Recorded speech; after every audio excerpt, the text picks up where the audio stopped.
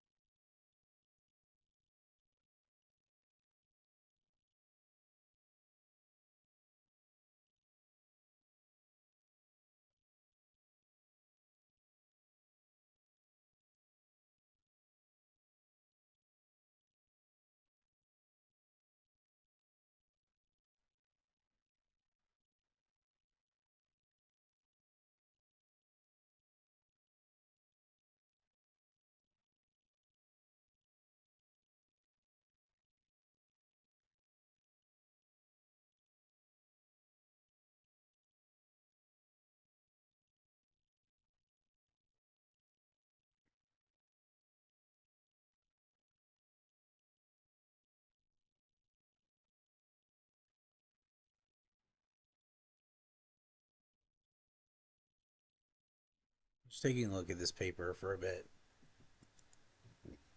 processing.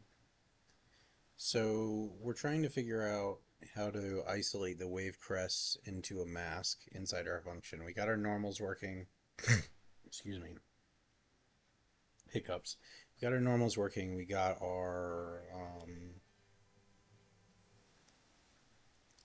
actual deformation and everything working correctly. So now we're trying to get our foam mask working. So if we just do like 0.75 here and we disconnect this, we get like a pretty reasonable effect.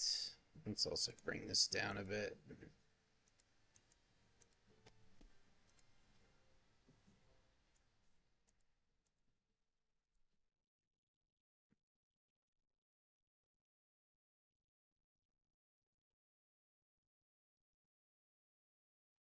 We get a pretty reasonable effect. Um, but I still want that wave crest. Also, I've got to figure. I think this has to, like, I'm gonna have to probably go alter the real time mesh stuff to increase the scale of the frustrum that they're culling from by a bit. Okay, so our waves. I want to keep this. Hang on. Our waves aren't just like a sine wave. What it actually is a Gerstner wave, which means that we have some radius here, and as we traverse along the sine wave, this is going around in circles, and this is what our actual offset point is. So like it's like a this going around in circles as we go through our waves, and that's what produces the correct shaped waves. So we need a way to discern the peaks. This is just like I was drawing some edge fans here because I want to implement edge fans on the meshing. It's gotten to the point where it actually makes sense to do it. And basically right now we're using edge skirts, which means that for each of these squares, like each of these sub-quadri nodes, we would actually be rendering one more set of quads around the outside of it and then displacing those towards the center. But I don't want to do that anymore because that's going to interfere with translucency in the ocean. So we're going to eventually figure out edge fans, which looks like this, where for a given node here, we got to determine what the LOD of its neighbors are. So we need to know the LOD of this neighbor, and we need to know the LOD of this neighbor, right? And then we have various patterns that we can do based on what LOD our neighbor is for the outer ring of polys. And they end up looking like this. You can see where, like, okay, this one, this node here is neighbored by one of the same resolution here, and one lower resolution here, so it gets this pattern on the edge, whereas like the corner gets this pattern. So we're gonna have to figure out how to do that too. But that's gonna be really cool when we get that in, because we can get rid of the mesh skirts and everything will be one contiguous mesh with no seams. But yeah, so we have this, and I've turned up the wave sharpness quite a bit, which is what's actually controlling the looping here. But our waves don't just displace up and down, they displace horizontally and vertically. And it looks like the real-time mesh component is not taking the world position offset into account when it does frustum culling. So the issue that we're seeing here is that as these are dragged basically onto the screen by that horizontal displacement, because it's happening in the world position offset, they're still getting frustum cold. So like right now we can assume that we have a circle that's like progressing away from us towards the distance and pulling these polys onto the screen when they would otherwise not be on the screen. And to fix that, I'm probably going to have to go into the real-time mesh component code, figure out wherever they're doing frustum culling, and like increase or decrease the sensitivity of it. But that's for another day. For now, I'd be happy with just getting the foam isolated.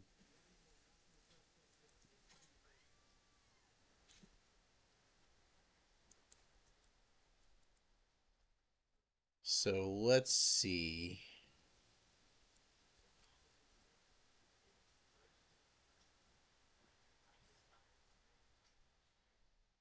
I do think our normals are right now, it seems.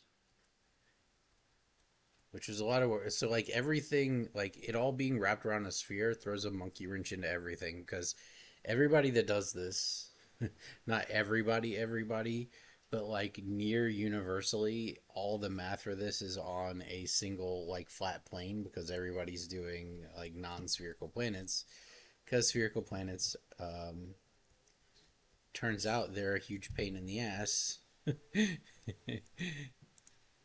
But we're doing spherical planets, so we have to take those Gerstner wave calculations and change them to work on a sphere.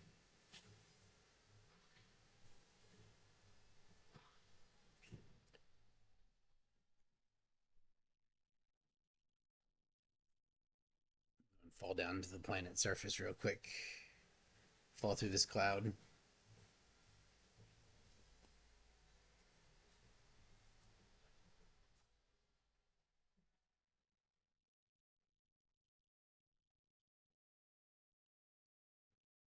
And obviously our normals near the coastline here still need work.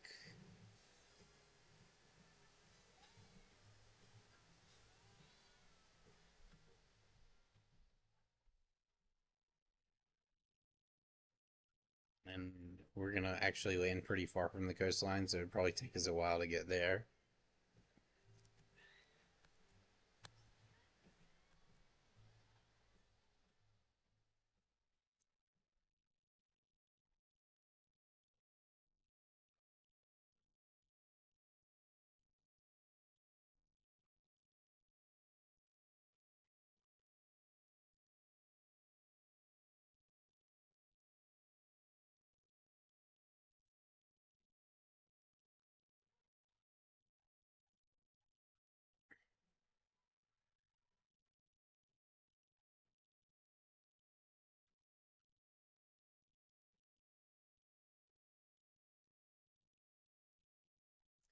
Our planet's also scaled down quite a bit. Um, haven't really been able to find a way around the current precision issues, so we may have to go with toy planets after all, like a few hundred kilometers rather than thousands, which is unfortunate, but it's not like the end of the world or anything. I just want to go to the beach, yo.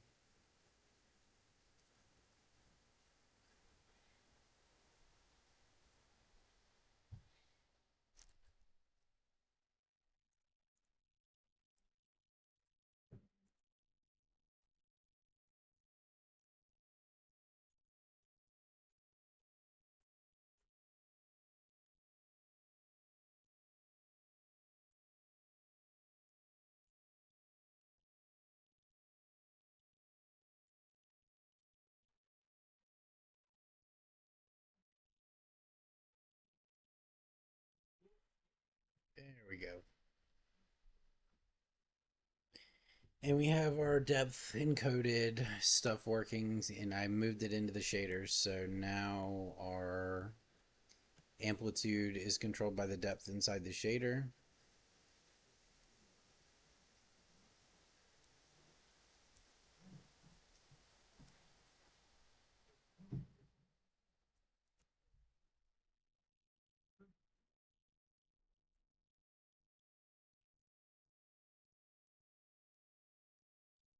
All right,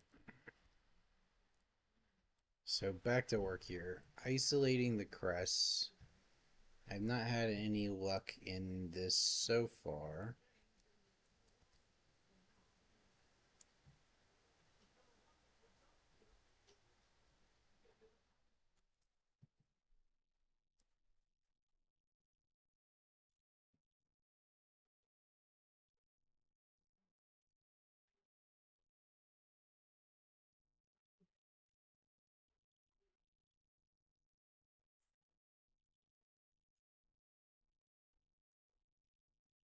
Would it be possible?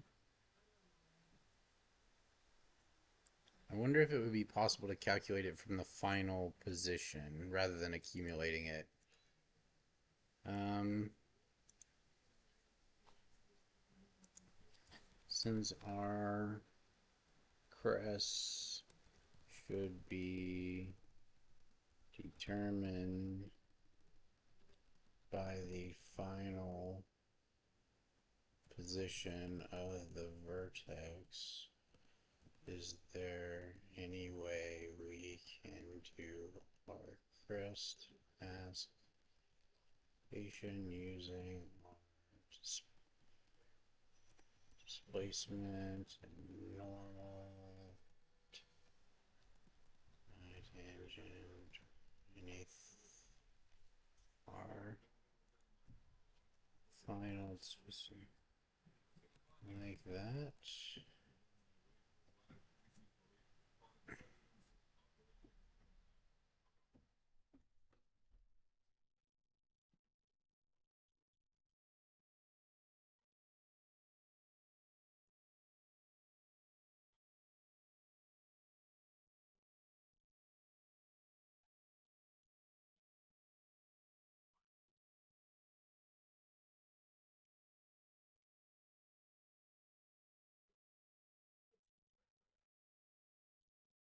Let's try this. Initial position, final position, and normal. Okay, we're gonna give this a shot.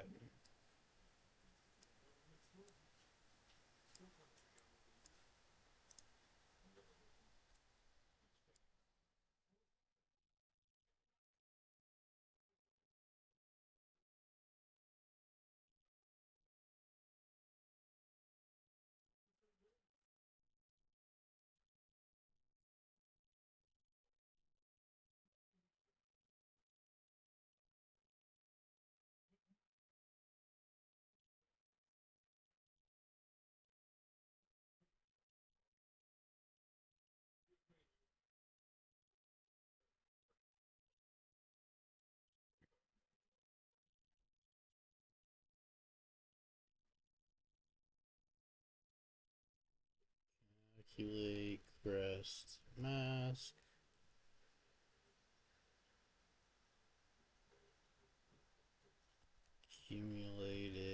Displacement.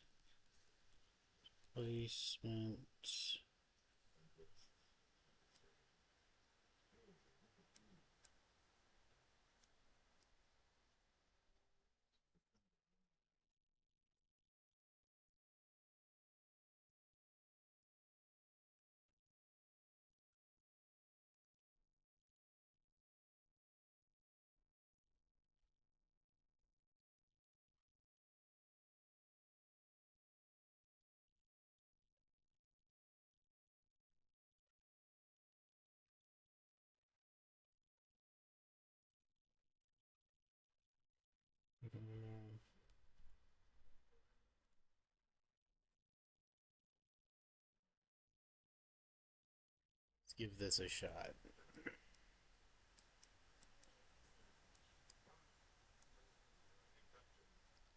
And for this, I think it's best that we fully flatten the normal so that we don't have anything else interfering with the color. Alright.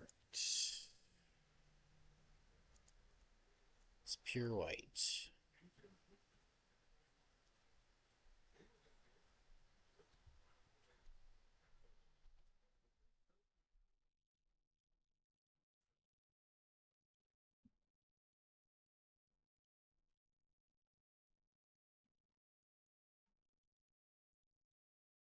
Might be working.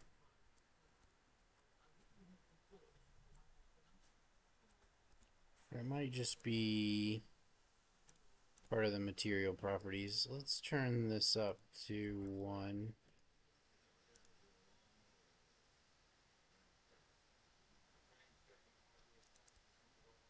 Yeah.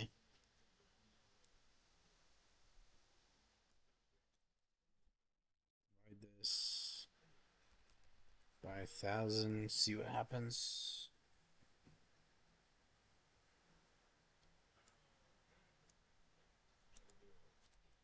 How about 10?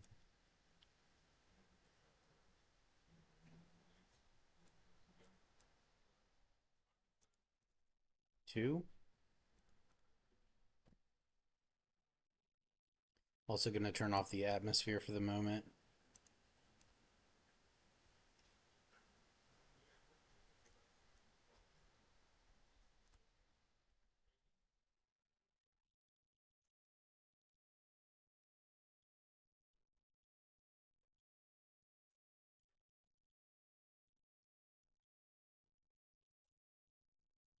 Copy this, bring it into here.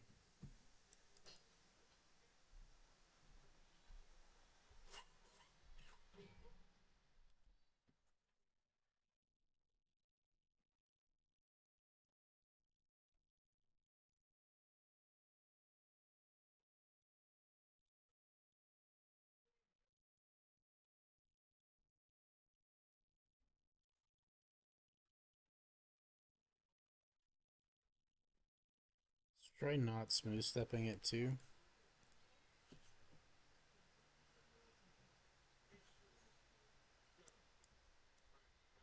Doesn't appear to make a difference. Well, shit. Puzzle. So it has something to do with it, but it's not doing what we want it to. Because what we would really like is to see some.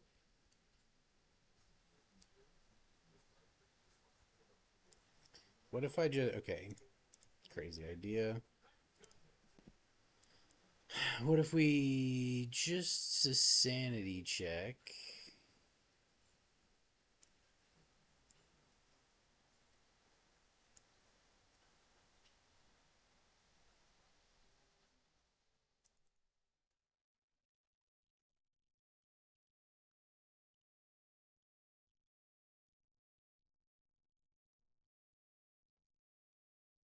Make it only a function of how far it's displaced. I don't think it's going to work, but it might yield an interesting effect.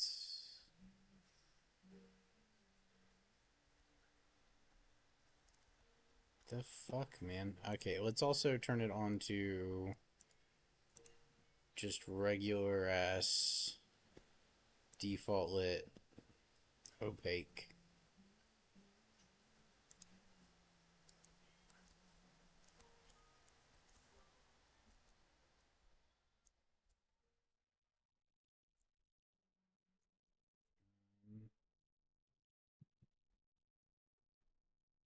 Turn shadows off for the moment.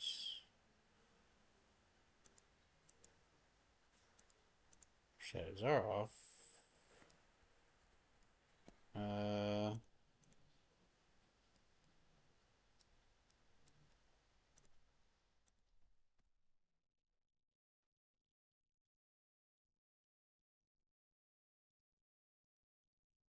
okay. We can go nuclear on it. We'll make it unlit.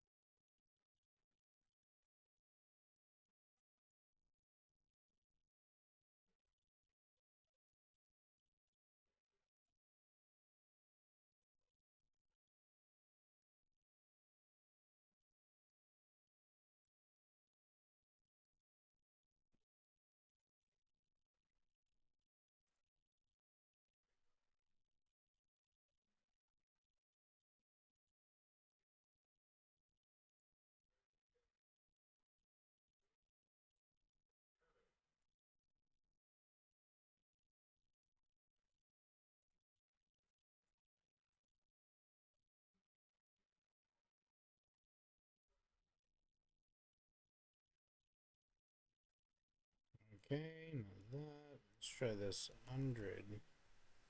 100. Looking for some kind of gradient here.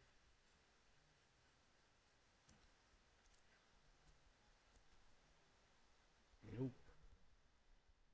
That ain't it. Okay, so that's fine.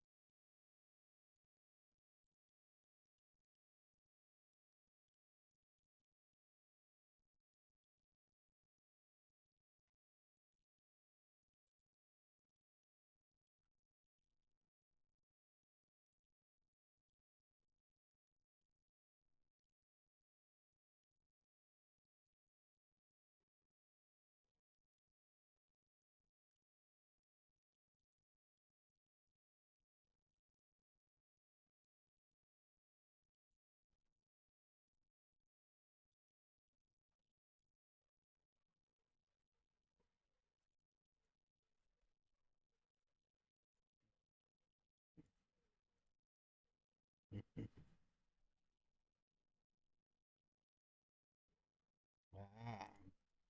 Yeah, we can't smooth step this value, is what it's looking like.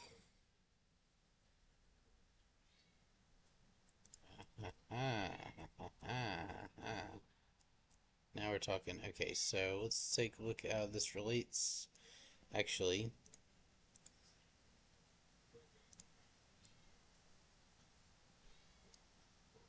let's try the original function because I think the smooth step might have been the issue here.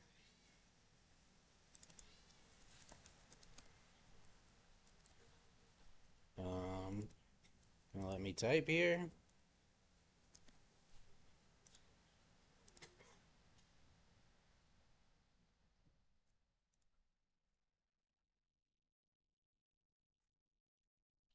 10,000's too much. Let's go down to 100.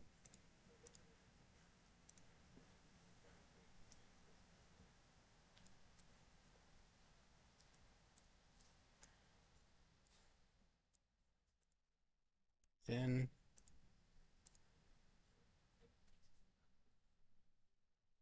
all right. So this is. It looks like that was just nonsense, or maybe our threshold is too low. We can check that. Calculate crest mass, displacement normal. Normalize the cross. Here, let's just do cross.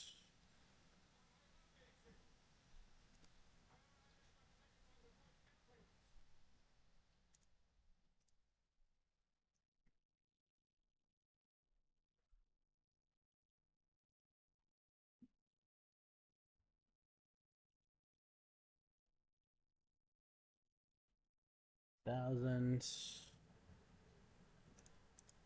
10,000, 100,000,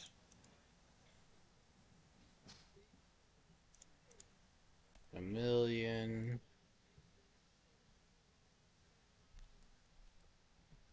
There's no way, right?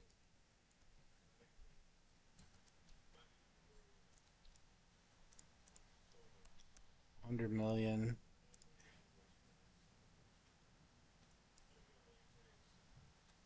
All right.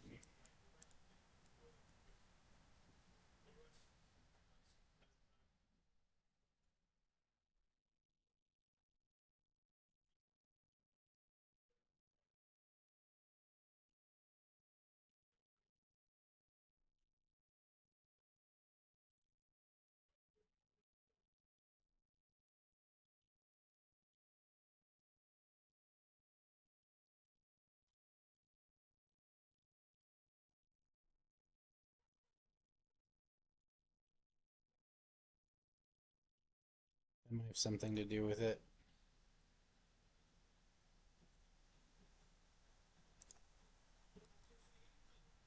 Ah, ha ha ha ha. Yes, so now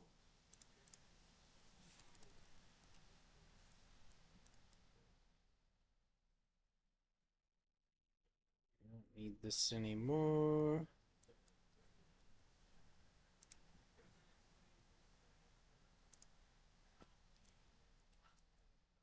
Hey now, it's doing something.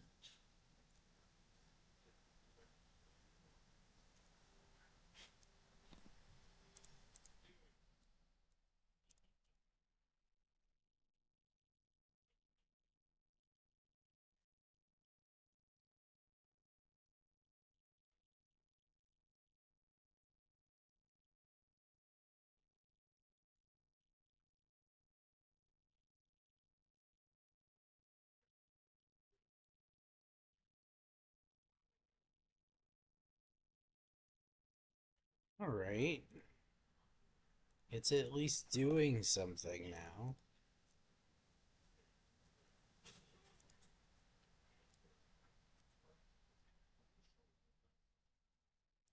But it still doesn't appear to really be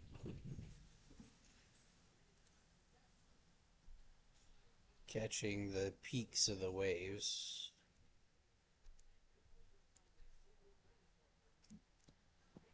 Hmm. All right, let's take a look again.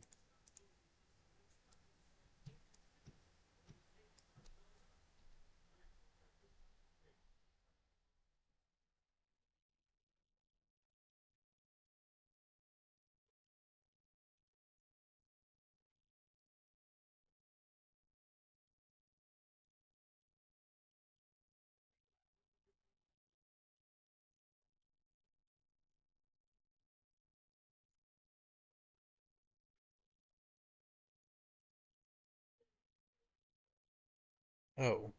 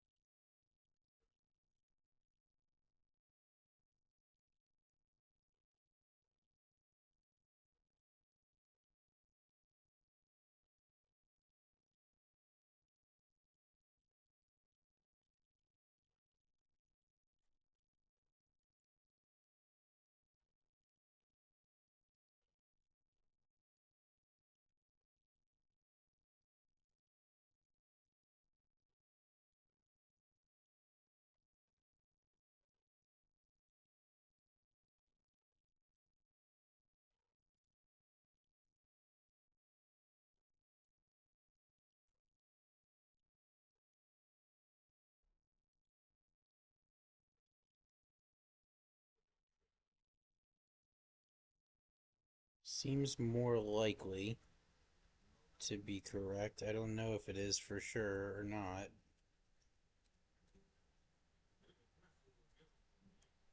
And now that it's in this range, we can bring the smooth step back in.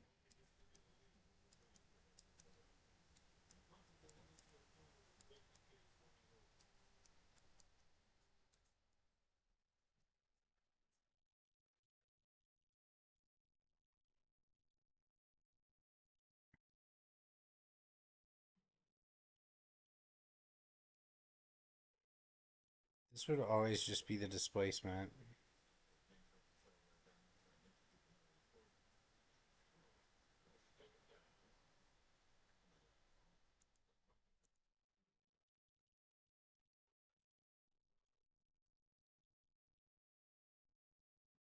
But if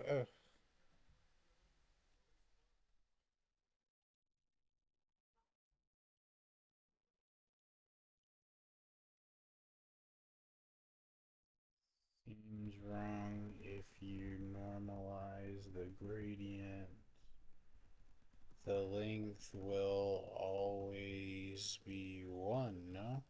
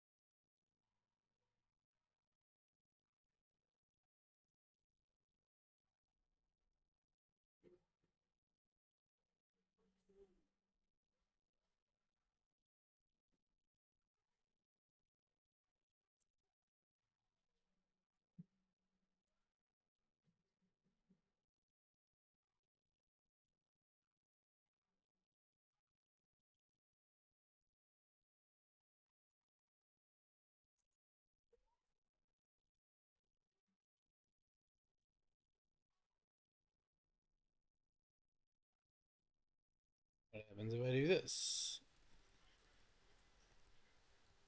Fire some shots in the dark.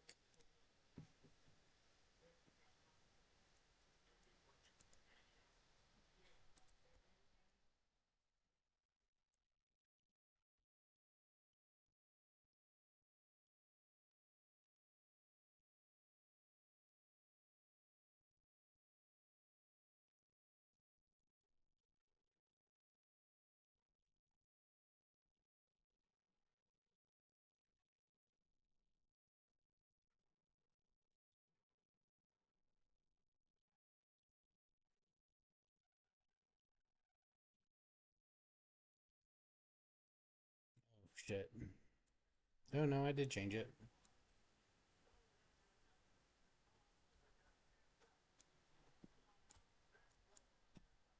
Let's do this.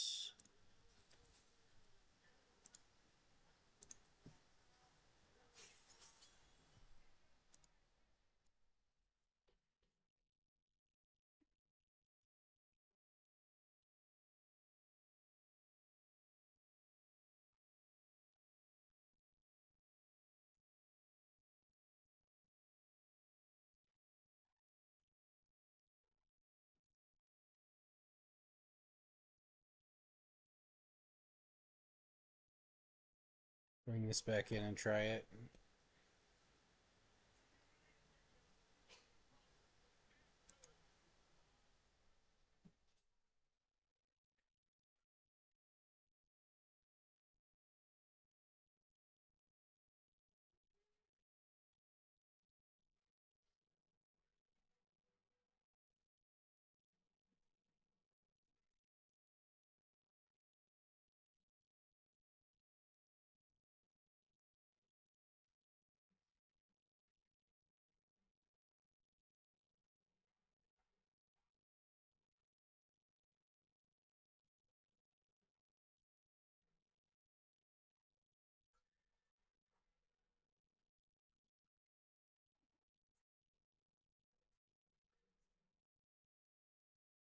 I mean, that might not be too bad.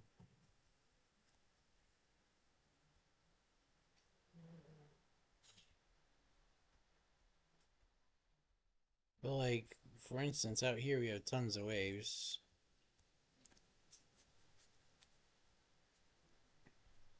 but no crests. So it's not correct. Oh, it's a challenge. It is a challenge. So,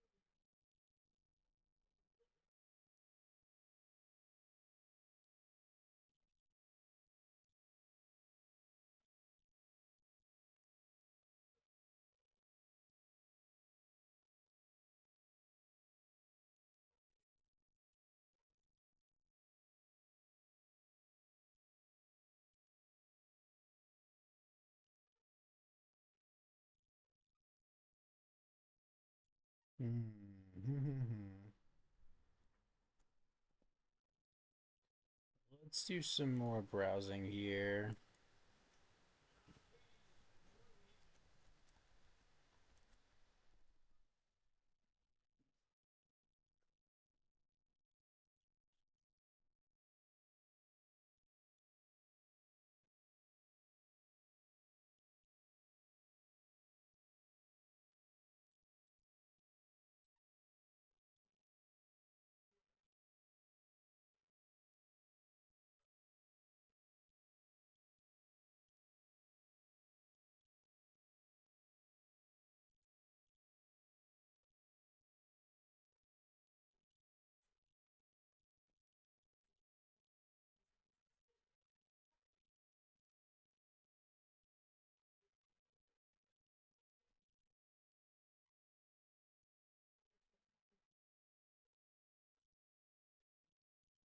Okay, we've read this one.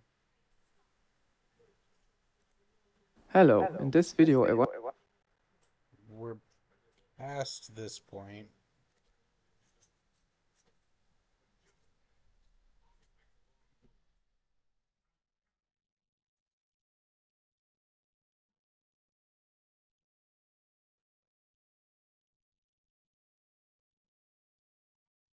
I love that, like, bro just casually wants an explanation on how to do buoyancy as if it's like a simple thing. Yeah, no shit, dude. Buoyancy's hard.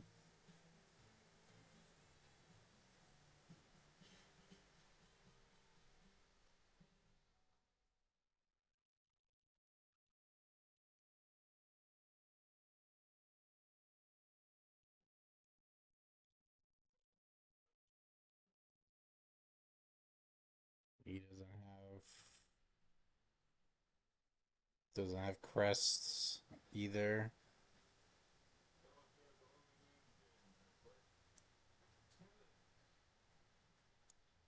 This is cool though.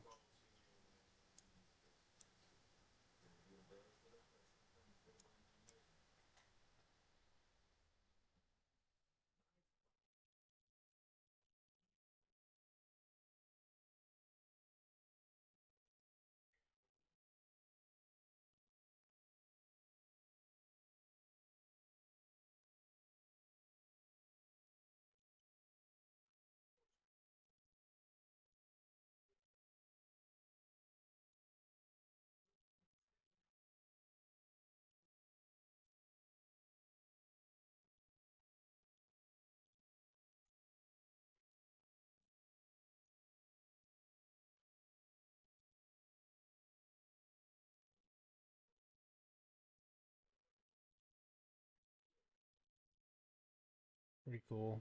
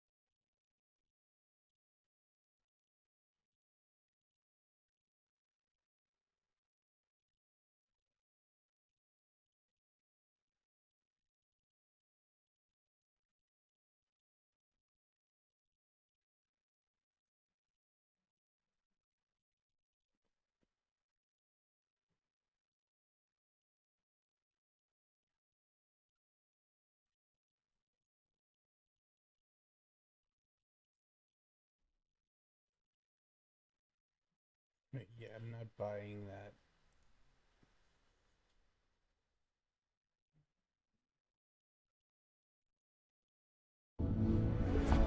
Watch live and local news on a variety of networks with. Hello everyone! Well, it's mesh vector that's in a path data science, and then control the size of our waves leads to some very ugly visuals without compensating by reducing the amplitudes of every wave. In order to fix this, we're going to make use of one of the most important algorithms in graphics, fractional Brownian motion. Brownian motion is the term we use to describe a movement that is completely random. At the moment, our sum of signs could be considered Brownian motion, since we are summing up a bunch of random signals to create what is effectively white noise that happens to vaguely look like fluid movement. Fractional Brownian motion, on the other hand, is very similar, but instead of being entirely random, there's some memory to the process. It's kind of hard to explain, so let's just get into how it works. We start with a wave with an amplitude and frequency of 1 and a random direction. We sample our wave, add it to a sum, calculate the derivative, and add it to a different sum, just like we've been doing for our sum of sines. But now, unlike before, we are going to multiply the current frequency by a number greater than 1, like 1.18 for example, and multiply the current amplitude by a number less than 1, like 0.82. Then, on the next iteration of our loop, we use the new frequency and amplitude for the next wave that has a new random direction. We can do this for as many waves as we want, but eventually the amplitude is going to approach 0, so adding more waves won't do much. That's precisely the point though. We start with a big wave, and we are iteratively adding a wave of higher frequency, but with a smaller amplitude each time. These higher frequencies are going to be the source of our finer details, but will have less and less of an impact at higher wave counts in order to prevent complete chaos, like with our normal sum of sines. The fractional Brownian motion allows us to easily control how detailed we want our water to be. At lower wave counts, we have a more stylized look that's similar to the basic sum of sines, but at higher wave counts, we have very fine details with precise normals that makes for a convincingly realistic looking surface. Is it actually realistic? No, not at all. But people are very bad at identifying realism, myself included, which is why I spend 75% of my time staring at random light interactions around me and asking myself the question, if I saw it in a game, would I think it's realistic? And the answer is usually no. Anyways, the last thing we can do to improve our water animation is something called domain warping. While we're summing our waves, we can push the position we are sampling our wave at by the derivative of the previous wave. That way, it's almost like the waves are pushing each other around. It's a very simple change, but it makes a huge difference. Our water asset is finished. Now, it's time to make it look cool. A large body of water requires a large plane, so let's heavily increase the size of our water. We set the ambient light, diffuse light, and specular highlights to appealing colors. Then we spend the next hour fiddling with the water parameters to get a nice animation. The horizon cutoff on the water looks ugly. We fix it by applying a distance fog post-process. We attenuate the distance fog based on height to make it look more like atmospheric scattering. These specular highlights look unnatural because there's no sun to go with them. We can create a fake sun by taking the dot product of our view vector with the sun direction and additively blending it with the source. Then we can find a skybox off the internet to get a better looking sky. The skybox is going to do wonders for our water because of the beautiful environment reflections. Wait a second. I forgot the reflections. The appearance of water, especially still water, is almost entirely composed of reflections. Without them, our water won't really look like water. When it comes to real-time graphics, we have three general options for reflections. The first is ray tracing. Ray tracing gives perfect reflections, but it's extremely expensive, and I'm still working on a 1660, which doesn't have any ray tracing hardware, so clearly this option is not valid. The second option is screen space reflections. Gamers love to complain about bloom, motion blur, and other effects, but what they should really be complaining about is screen space reflections. This is by far the worst image effect that is commonly used in most games today. Screen space reflections are a complete and total sham. They're extremely unrealistic, and if you know how to break them, and it's really easy to break them, it immediately destroys the visuals of the game. This is because screen space reflections can only reflect what is currently on screen. So if something that is being reflected moves out of view, the reflection disappears. Here's an example from Final Fantasy XVI, which came out just a few weeks ago.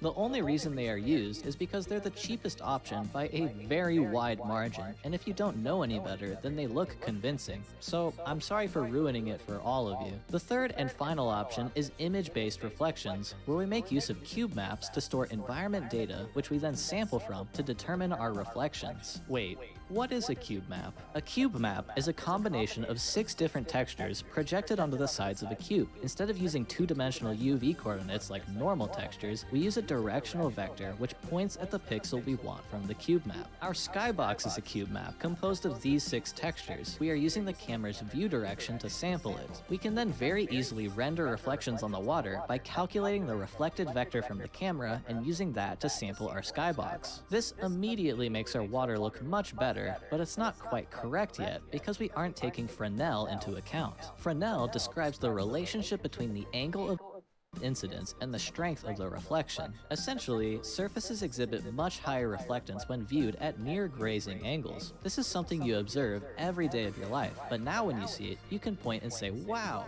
Fresnel. A decent approximation of Fresnel for real time is the Schlick Fresnel, which looks like this. I'm not going to explain the math, but basically, if you are looking down on something, then it exhibits very little reflectance. But if you are looking at something at a grazing angle, the reflectance is very high. This phenomenon also applies to specular reflections, so make sure you're multiplying your speculars by Fresnel. Okay, where was I? The skybox is going to do wonders for our water because of the beautiful environment reflections. The static skybox looks weird. We can animate the UVs and blend the skybox with itself in order to create the illusion of moving clouds. The sun is supposed to be bright, but it doesn't feel bright, so let's add a bloom pass. The bloom pass pushes our render into HDR. We can use a cinematic tone mapper to bring our values back down to get some beautiful contrast at the same time. Look good.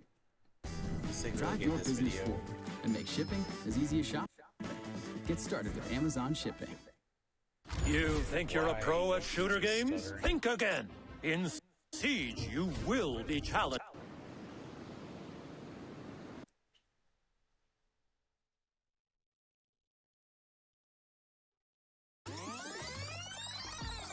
We finished the last video with a bunch of fractionally summed up sine waves that happens to look like the surface of moving water. My GPU can handle around 64 waves directly in the water shader itself without using too many resources, which is plenty of waves for a small body of water. But when we wanted to model something like the ocean, we could not have a detailed water surface without a lot of tiling, which breaks the illusion. Many people offered their own solutions, such as using noise to prevent repetition, but noise is too expensive to compute in real time, and you would instead use a noise texture, which itself has to tile across the ocean and will repeat just like everything else. The reality is that mostly everything in real time is going to repeat eventually, so we need to shift our goal from having no tiling to tiling just enough that it's not very noticeable. This is easily measured by reducing the tiling in the field of view rather than reducing the tiling from above, because you'll always be able to see it from far enough away anyways. Since the FOV is now involved, we have the option of creating some sort of complex level of detail system where we have multiple sets of waves that are chosen based on the distance from the camera. That way there is more visual variety in the distance and the discontinuity in the waves wouldn't be noticeable. That sounds like a lot more work though, so I think I'll just go with the much simpler solution, which is throwing more waves at the water. To reframe our problem, we can't have our cake and eat it too. The more space we ask our waves to cover, the more waves we need to fill in the gaps and get those fine details back. This has a computational limit. The GPU can only handle so many waves. For me, the limit is 650 waves before the FPS dips below 60. This means that if we dedicated all of our GPU's resources to water, we would only have 650 waves to work with, which still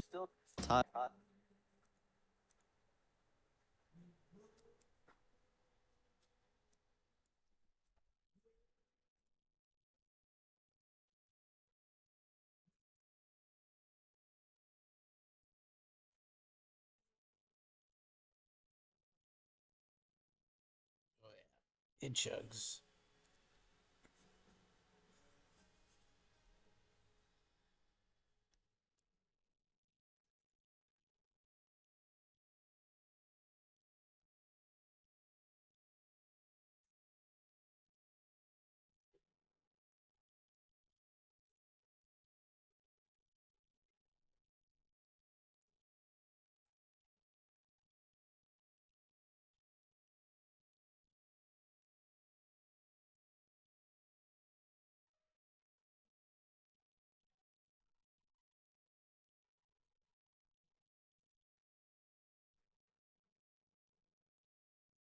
Huh.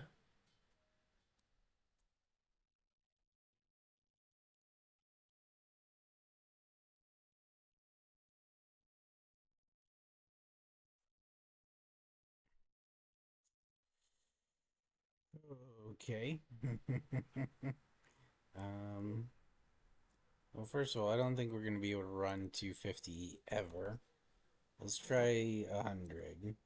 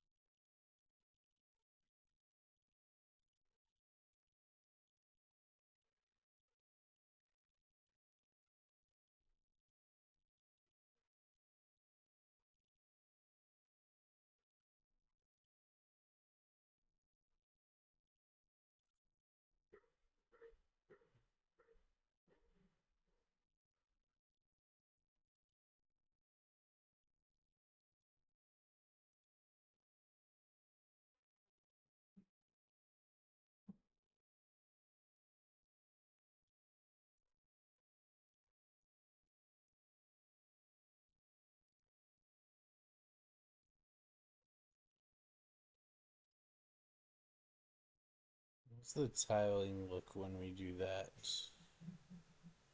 Any better? Kind of hard to tell.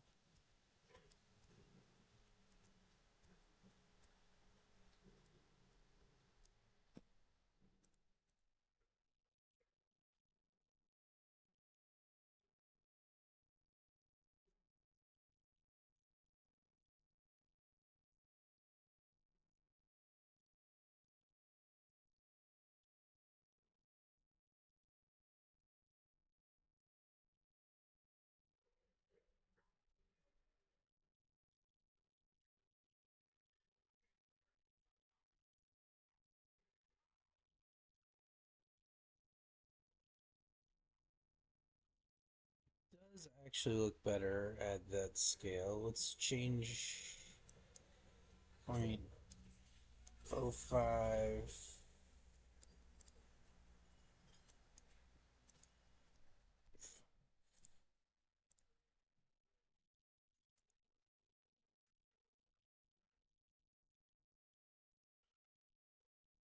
Alright, now our wavelength can be taller. What happened to my nice normals?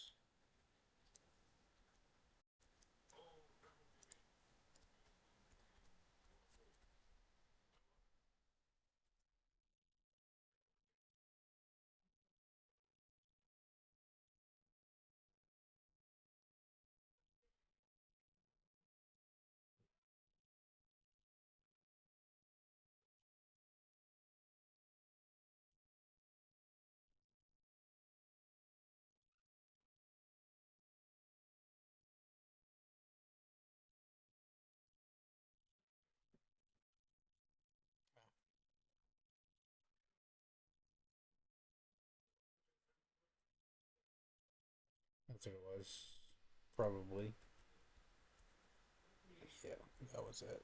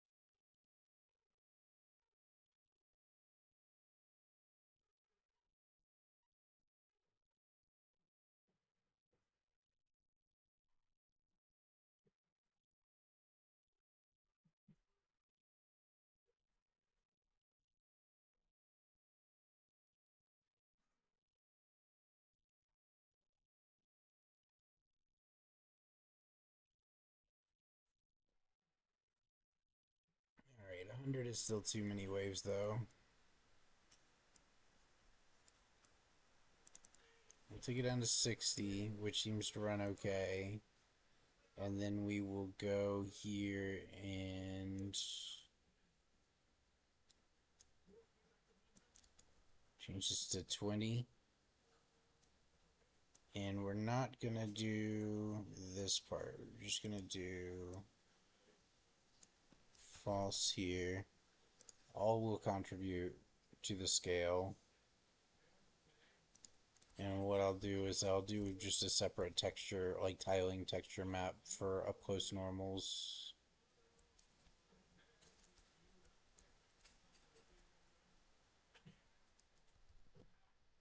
Okay.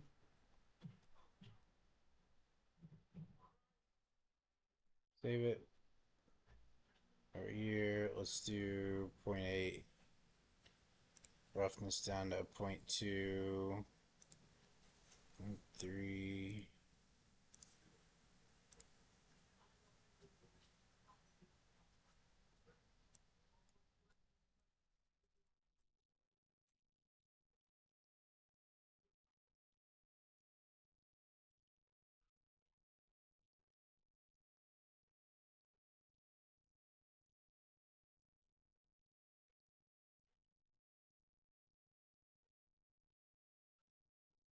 Let's try something.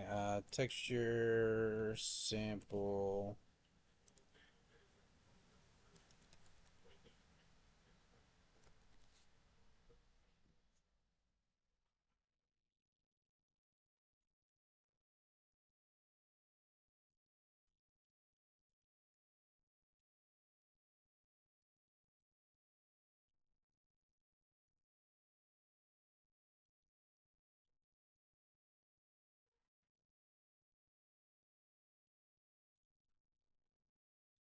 Texture coordinates. Multiply.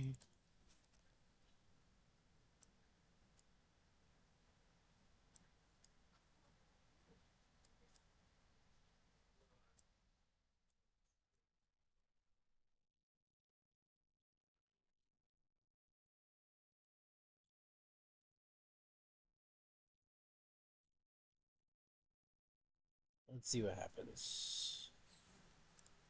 Yep.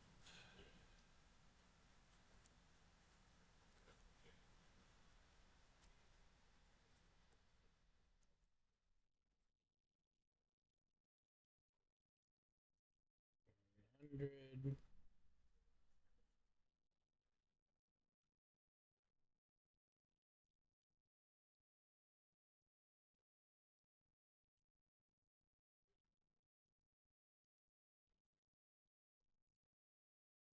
$1,000.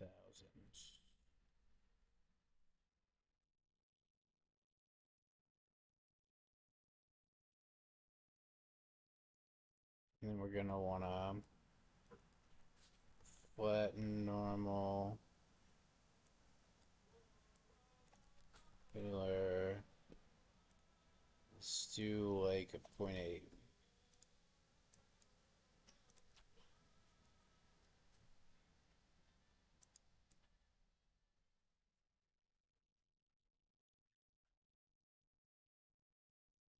We can't hit the resolution we need to for that to work.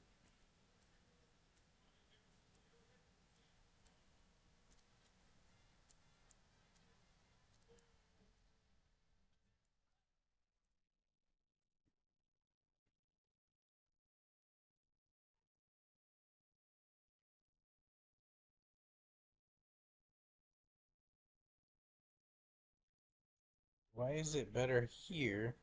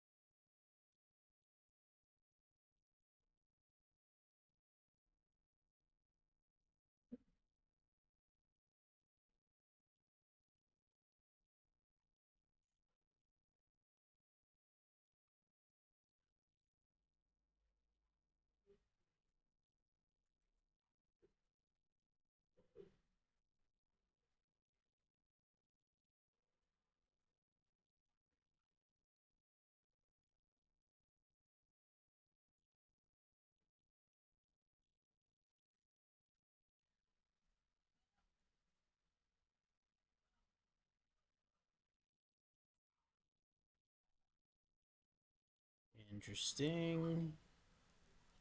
Alright, well, this is something we definitely want to look into, but not yet.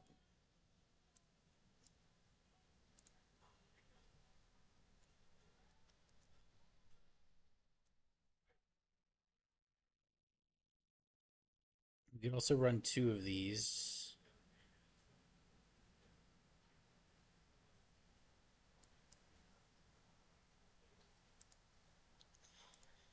Uh, okay, so I guess let's go back to the wave crest masking. So to help this out,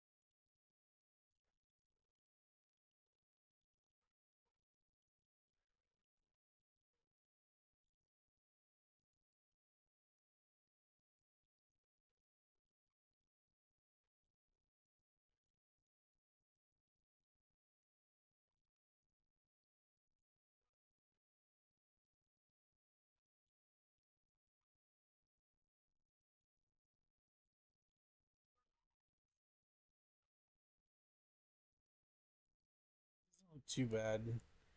Alright, so now we've got tighter wavelengths. So let's get some peak identification here. So we're gonna go ahead and completely flatten our normals. No normals. And then take our crest mask,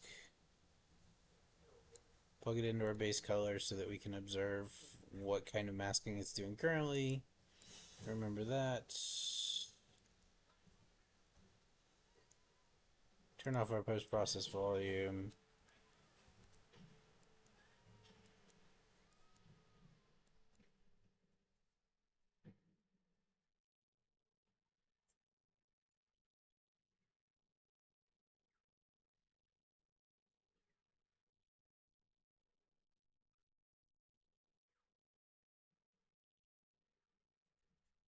Uh, what does cross products do? I forget. Turns a vector perpendicular to both input vectors.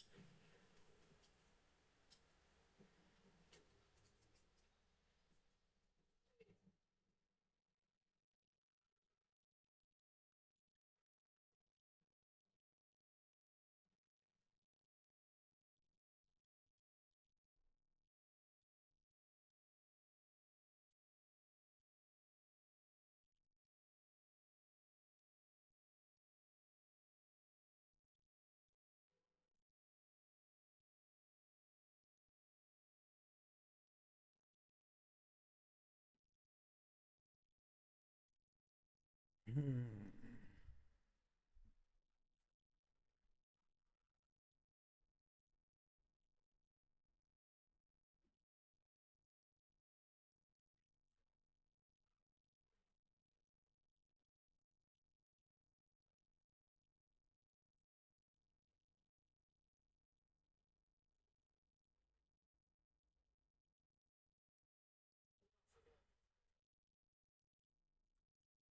Is that actually doing it? It's kind of hard to tell. Why don't we do it like this? I got it. I got it. I got it. I got it. I got it. We're just gonna create a simple. Okay. Vector perimeter blue vector parameter white.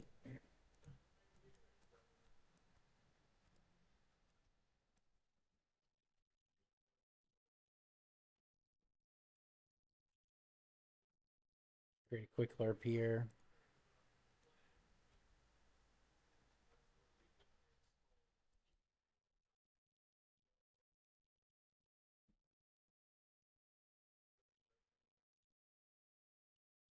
Might actually be working.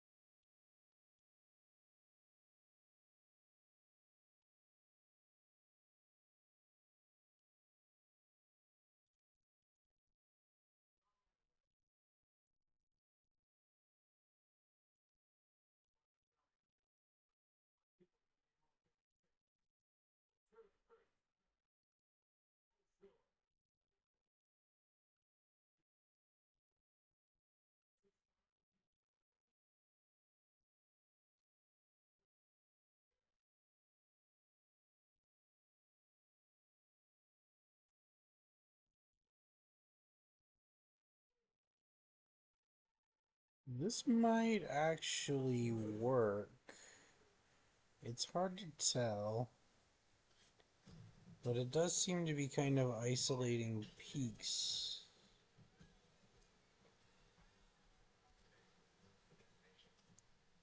Turns white, fades back down.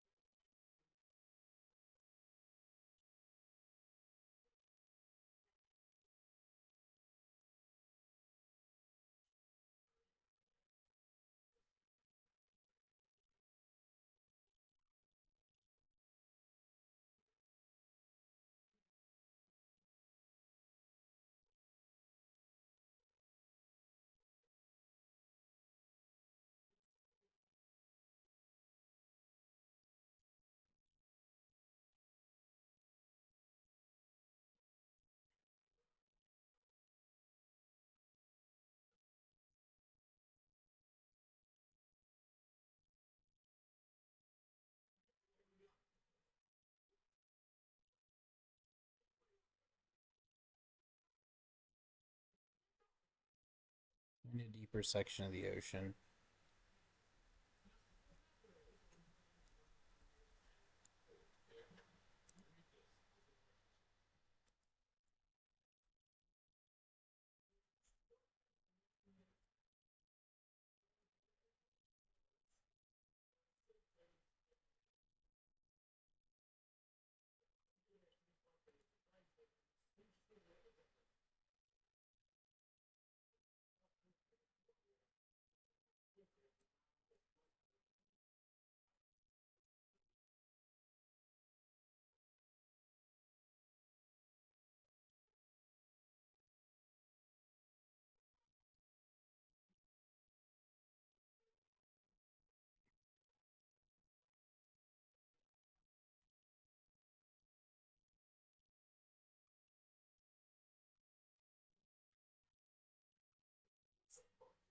That might be it. It's hard to tell.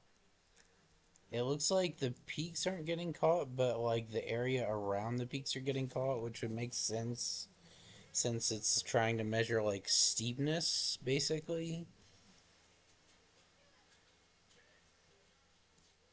It gives almost a normal like appearance without the normal even being used.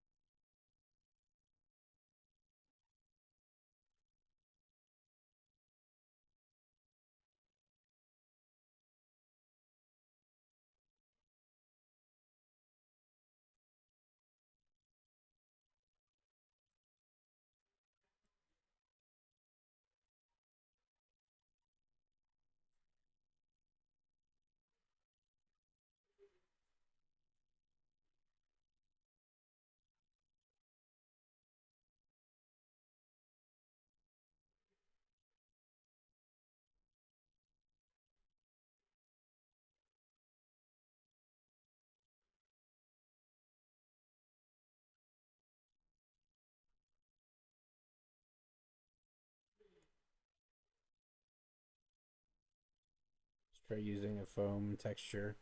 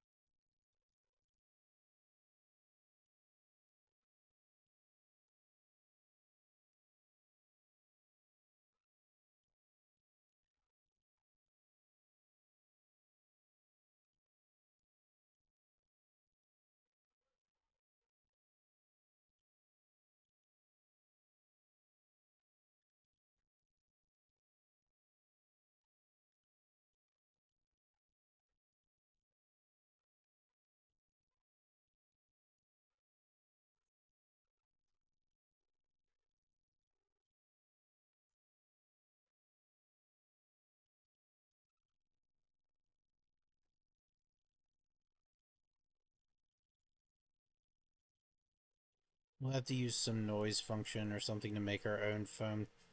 I don't think a texture sample is going to cut it because of how big our UVs are, so we can't just use like a default flat texture here. We could do like a noise.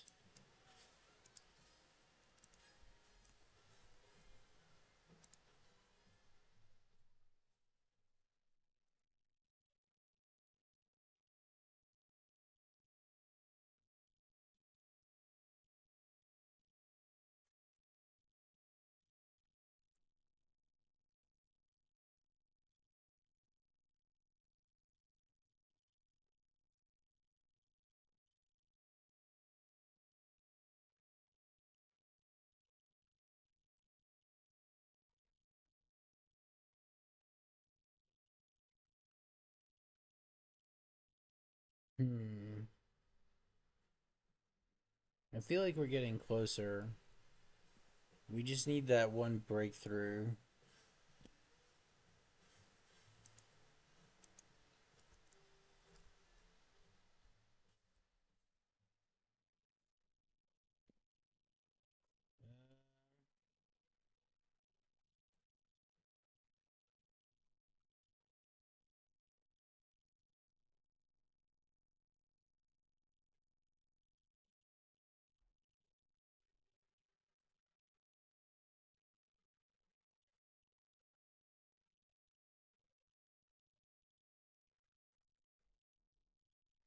Oops.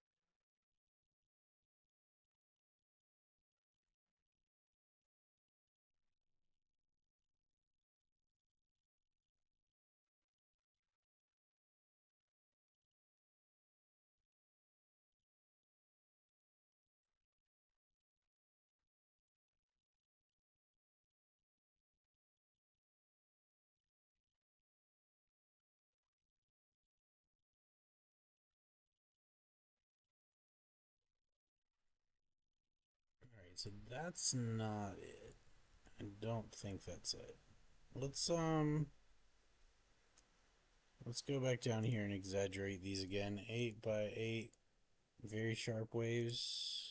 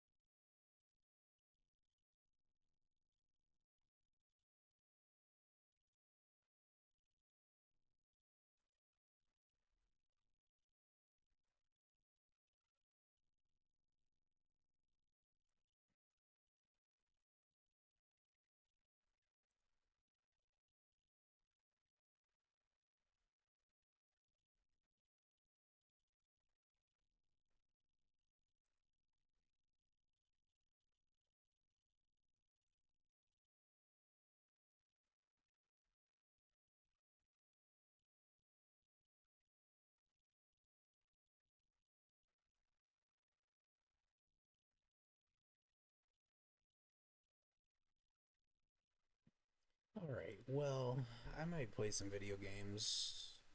Let my brain rest a bit. I think we're getting closer. We gotta figure out this.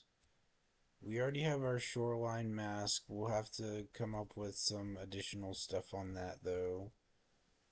And then I think we're done. And once I get done with the ocean shader here, so at one point I had all this stuff rigged up into one harness that could randomize it all at the same time, right? But since then, we've created a better atmosphere and a better ocean. So I'm gonna have to like basically rebuild the proceduralization harness. But we'll be done with like Mark 1 of our planet whenever we finish this ocean and do that. We have too much.